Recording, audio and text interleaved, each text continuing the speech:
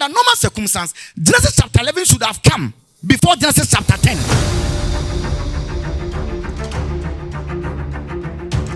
Men have so grown in wisdom that they are now come up with an architectural plan by which they can build something physical and trap spirits. And the ultimate goal is to trap God and control God like genie, so that God will be at their beck and call. So the first step is that there are men that will always open up the gate to Satan. And people, you don't want to know the man that opened the gate to Satan after the flood. A black man called. The problem of our world is not only Satan. The problem of our world is also another group of angelic beings that came into the equation because men decided to rebel. God divided his heavenly council among the angels. Guess what happened? When the angels now also went,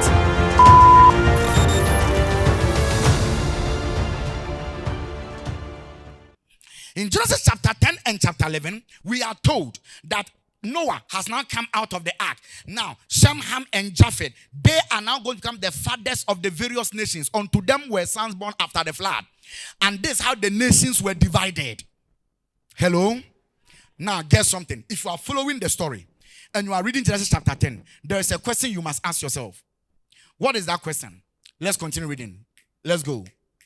The sons of Japheth, Gomer, Magog, Madai, Javan, Tubal, Meshach, and Tyras. And the sons of Gomer, Ashkenaz, and Riphat, and Togama. And the sons of Japhan, Elisha, and Tashish, and Kittim, and Dodanim. By these were the isles, which is islands. By these were the islands of the Gentiles divided in their lands. Everyone after his tongue. Say everyone after his tongue. After their families in their nations. Question.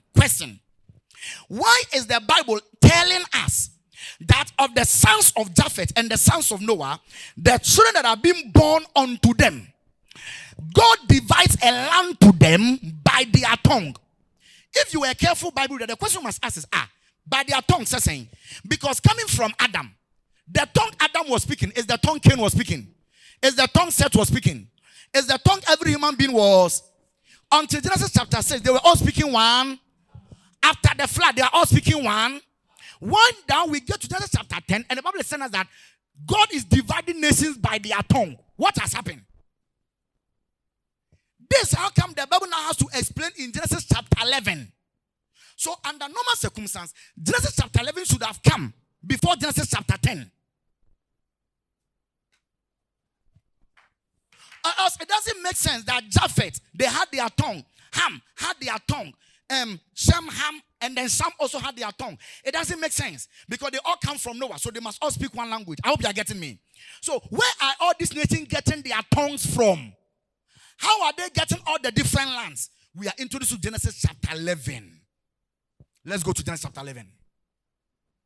And the whole earth was of one language and of one speech. Very important. Let's say we are all speaking the same thing and our vocabs was the same. The vocabularies were not changing. The terms were not changing.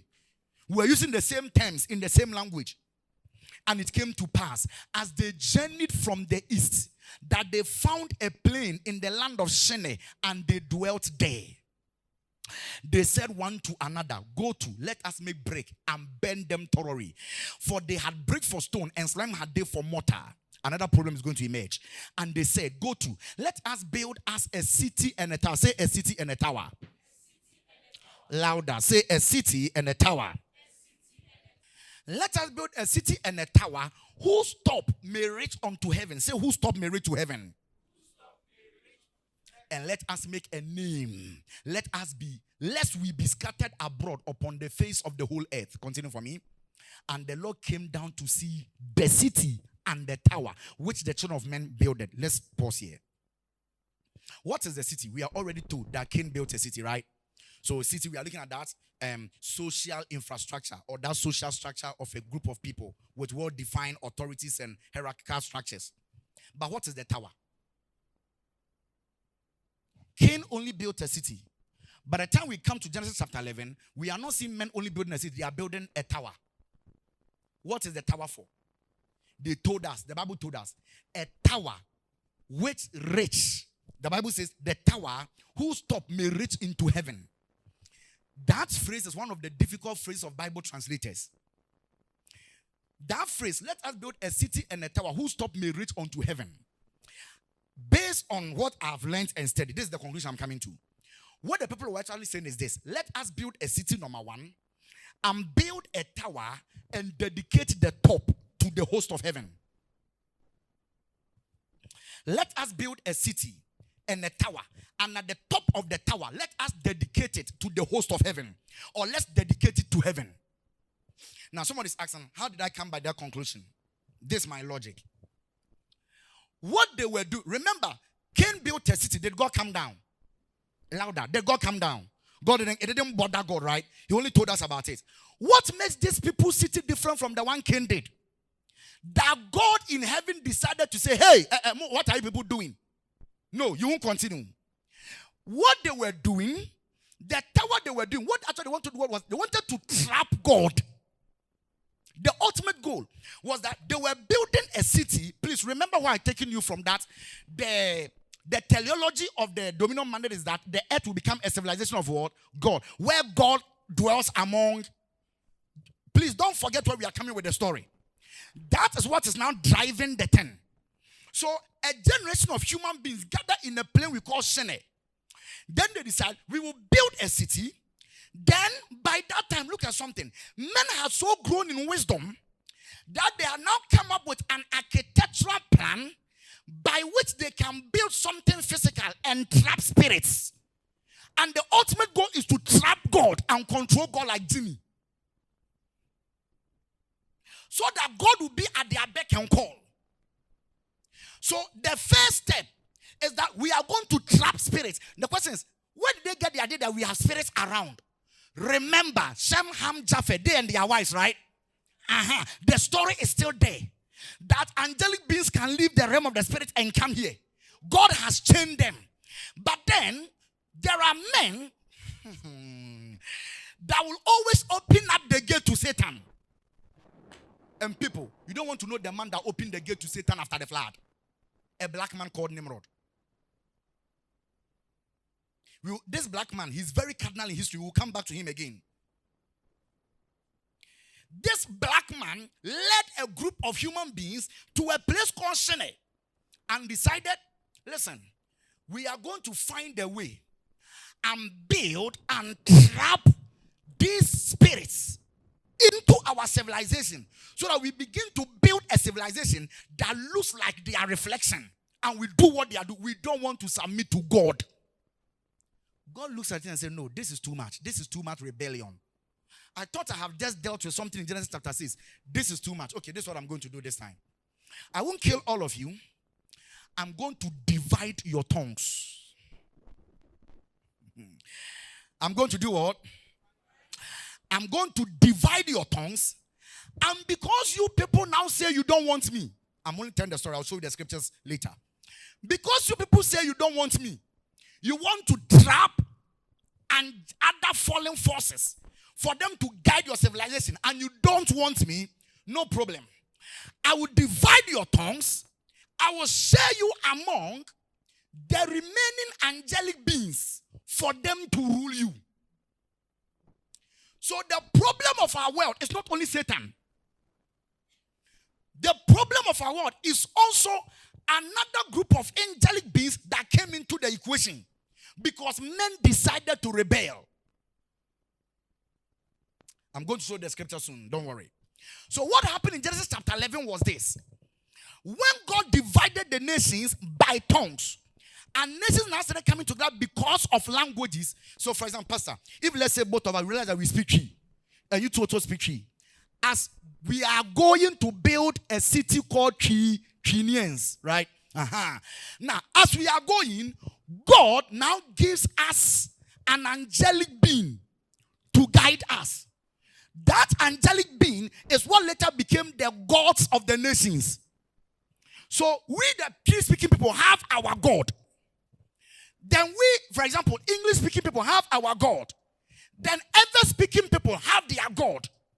So God divided their language, and for the language they are speaking, there was an angelic being supervising that language to guide them back to God.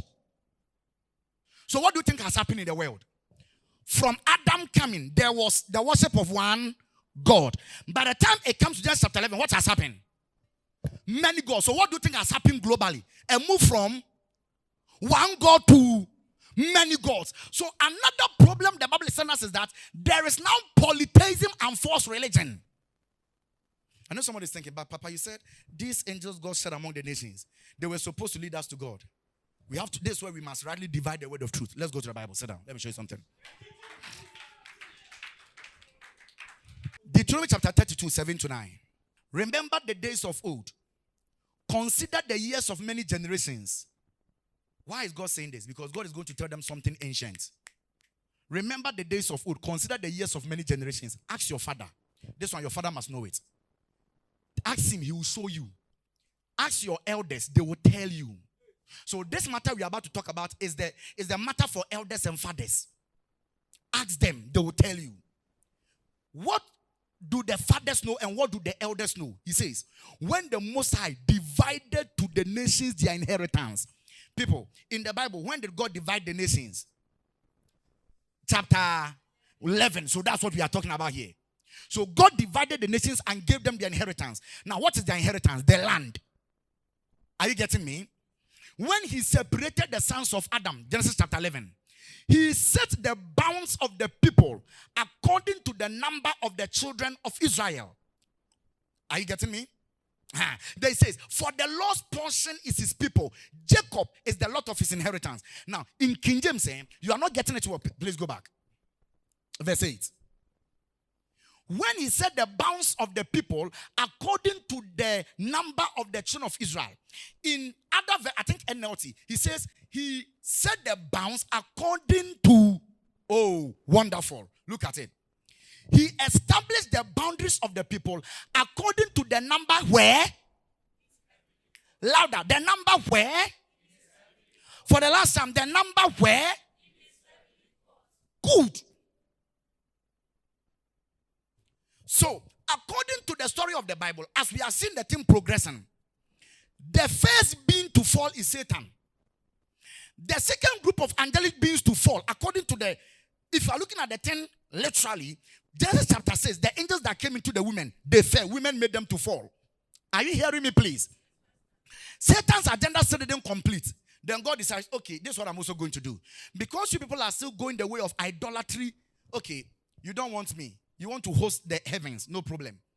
Okay, heavenly court angels that I rule the world with. You, for this nation and their tongue, take, lead them to me. You to take, lead them to me. So God divided his heavenly Sahindrin, his heavenly council among the angels. So when the nations were going, angelic beings were given to them to lead them back to good. When the Most High gave the nations their inheritance. When the Most High gave the nation their inheritance, which is the lands, the land of a nation is what? Inheritance. Continue. When he divided the sons of man. When he divided the sons of man. He set the boundaries of the people. He set the boundaries of the people. According to the number of the sons of God. According to the number of the sons of God. And please, remember we are already introduced to sons of God. Who were they? Angels. So we are now introduced to another group of angels. The activity of this group of angels is to guide the nations that now have been born by language. So what do you think God did? It was a judgment. Because now you don't want me to rule you directly. Okay, my angels are now going to rule you. And angels lead them to me. Guess what happened? When the angels now also went, they now also got corrupt. They led the people to themselves rather than leading them to Jehovah. Jehovah now got angry. He now called a meeting. Somebody says, where is it in the Bible? Wait, I'm coming. He called a meeting of all the angels together. And God now started judging them. Psalm 82, verse 1 coming. King James. God stands in the congregation of the mighty. He judged among the gods. Question, if you have been following, who are the gods? The sons of God, God gave them charge over the nations to lead them good. They too have become corrupt. It is from these angels we have principalities, thrones, dominion, rulers of darkness. So demons are separate. Principalities, powers, thrones, dominion, they are also separate. It is from this group of angels that became principalities and powers. So look at something. If you understand the story, the prince of Persia was once a good angel that God gave him an assignment to lead the people of Persia to God, who now turned worship to himself and now became part of Satan's army.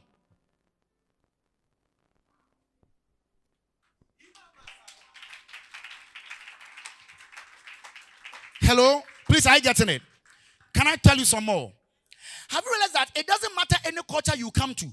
The culture seem to have it at the back of their mind that when evil comes, we must use blood to pacify it. Where they get that knowledge from? And to offer a man may be a woman a man may be a son. Na omuni nyanko pandwen ye baako. Enti abranyam tete a man man mu no. Nyame de ahonhom ne abofo me ma mama ne say omo nchechira man man no no mo mfa sankofo no sambra nyame nten. When they went, they also loved the worship and they turned worship to themselves. Then God banned them from his court and said they would die like men because they are accepting bribes. And see, in the wisdom of God, what God was saying was that, you see, komfo penny a owo kro ni mu no anka komfo penny konye ni paboni ni o wo ye komfo wo gina o ma sa honhom nyame de ne bai say o medi ye so no ona eye bridge between ye ne sa honhom no no aka honhom no apede a kire ye ni ye di so. Now when this honhom came, they now corrupted the worship. They taught us a mixture of true worship of God and their own will. Messed the whole thing up. What did I just say? The nations of our one God now divided them by their language. For every tribe, for every nation, God gave them angelic gods or angelic beings to rule them. Now, these angelic sons of God now became the gods of the nations, the gods of the land. And the agenda of God for that was that although God was judging them, giving them over to their idolatry, God also was saying that by these angelic forces, you will come back to what? Louder, you will come back to what? But when they went, they now became corrupt. And I'm saying that that's the reason why it looks as if for every culture you go to, they seem to have an idea that when there is evil, you must pacify it with blood. And I'm saying that knowledge is coming from these angelic beings that were ruling the nations. So what they did was that they came up with a mixture of false worship and true worship. Is that understood? Are you sure? Okay. So now, God says, you people, the very thing that I wanted you people to do, you have also messed the thing up. But before I do anything, you see, before I close any chapter, I must judge it. When Adam sinned, I came to judge. When the sons of God came, I came to judge. When the flood, everything, I came in. So now, because you also have now done evil, I must now come and judge. Psalm 82. Let's look at the judgment. God stands in the congregation of the mighty. Who are the mighty ones? He judged among the gods. Let's read that verse in NLT. Look at how NLT puts it. God presides over heaven's court. He pronounces judgment on the heavenly beings.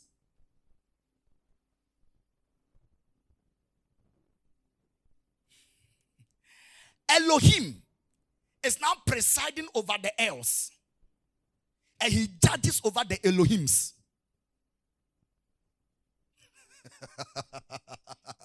Now, do you know the heavenly beings now? Who are the heavenly beings now? The angels who to the nations and became the gods of the nations. How long will you judge unjustly? So the angels, they started judging and accept the persons of the wicked. Selah, do you know what it means? You, God, that we have said, come and protect the people on behalf of God. Somebody has done bad. Instead for you, the oracle, to do right, you accept chicken. Then you turn judgment. The gods were now accepting bribe. The gods were now accepting wicked people. Are you getting me? Justice were being overturned in the nations.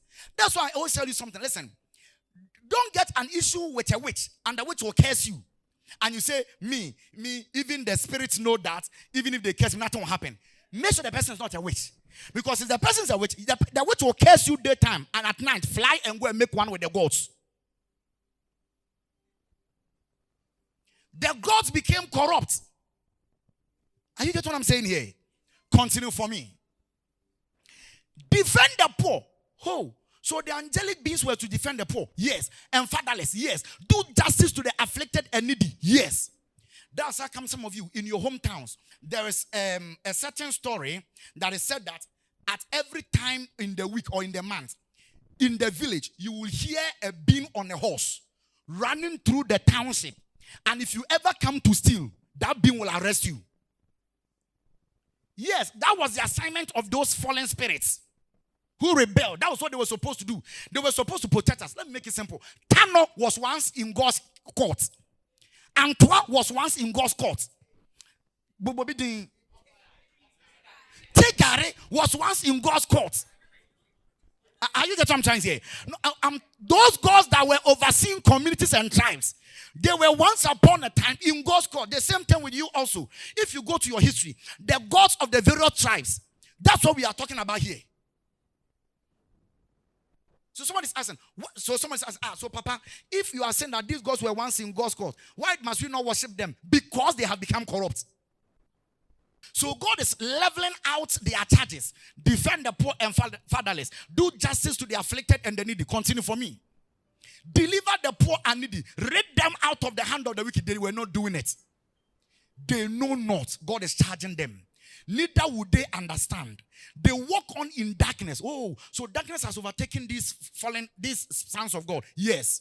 Then it says, because of that, look at all the foundations of the earth are out of course. This is where various false religions started coming. Shintoism, Buddhism, the worship of the lotus, worship of nature, worshiping river, worshiping rain, worshiping dog, all kinds of mess. God's like, I thought I was doing this to recover the issue. You have spoiled the thing again. Continue. I said, you are gods, and all of you are children of the Most High.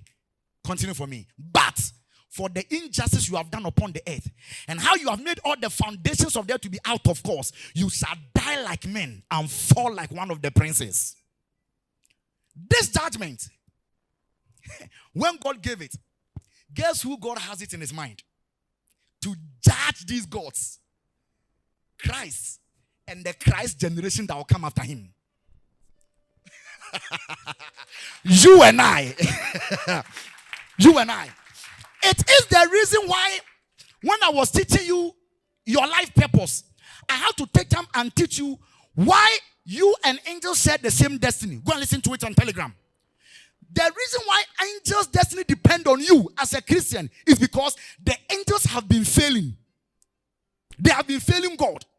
And God is looking for a people from among the human race that will rule with Christ, judge the world, and judge angels. This is your destiny.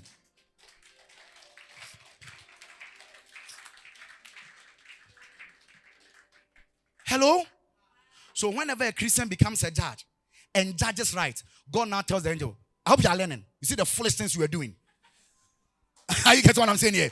When you become an SP and you stand for truth, irrespective of the difficulties, God says we are a school for the angels. God has, have you seen the foolish things you are doing? You see my son over there. You see how he's standing for truth. This is the story your life is telling.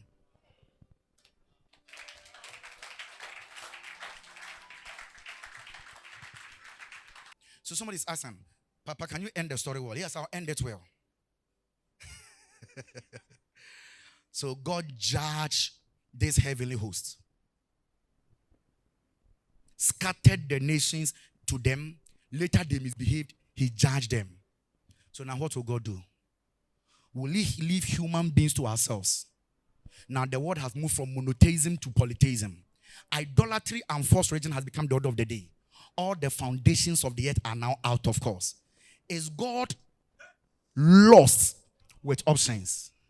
God had a plan. He now stepped into time himself and said, this time around, I won't let an angel to guide any nation. I am now out of the nations I've divided for my fallen sons. I'm going to take a people out of them.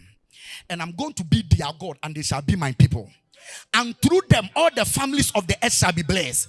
And I will judge the gods that have been messing with the nations. So the Bible, now do you know where we are? We are in the tail end of Genesis chapter 11 into Genesis chapter 12. God now stepped into time. And God said to Abraham, get out of your country.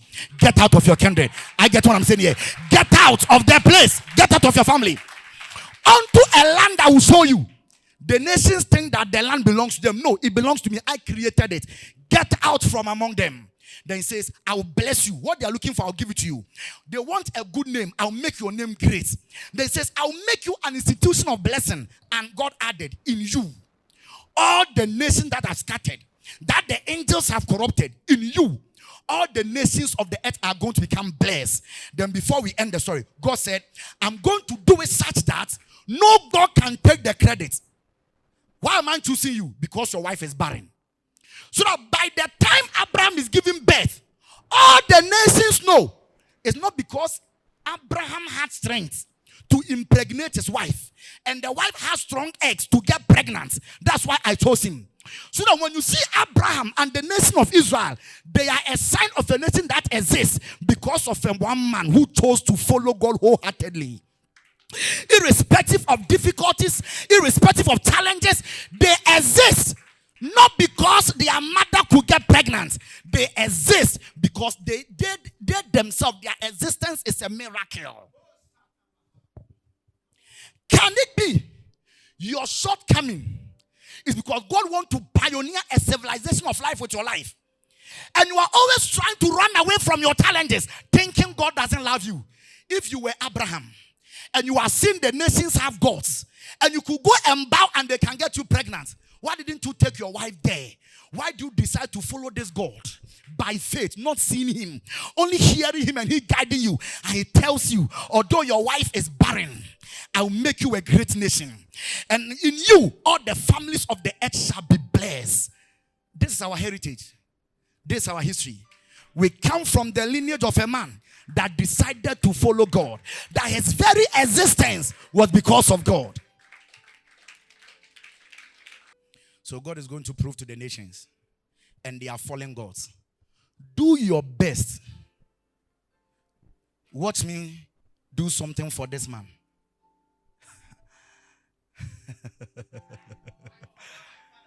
Watch me do something for this man.